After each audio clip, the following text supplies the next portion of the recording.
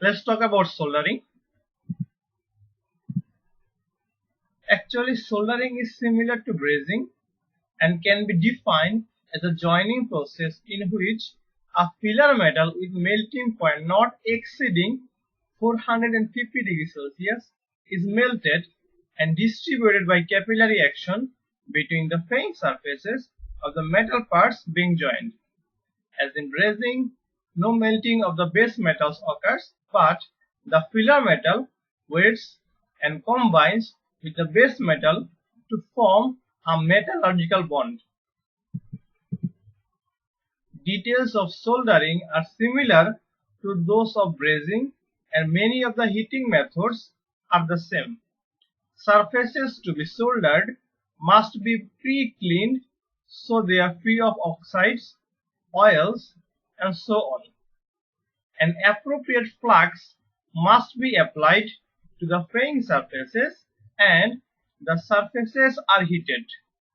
Filler metals or solder is added to the joint, which distributes itself between the closely fitting parts.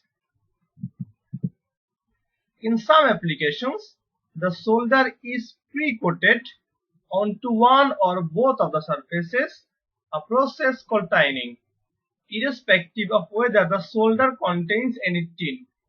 Typical clearances in soldering range from 0.075 to 0.125 mm, except when the surfaces are tinned, in which case a clearance of about 0.025 mm is used. After solidification, the flux residue must be removed. In an industrial process, soldering is most closely associated with electronics assembly.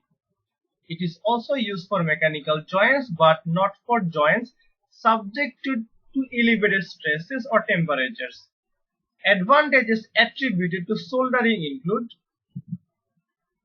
first one, low energy input relative to brazing and fusion welding. Second, variety of heating methods available.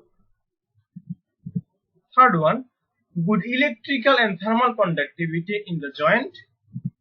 Fourth one, capability to make airtight and liquid tight seams for containers. And fifth one, easy to repair and rework. The biggest disadvantages of soldering are: first one, low joint strength unless reinforced by mechanical means, possible weakening or melting of the joint in elevated temperature service. And finally, thank you for being with me.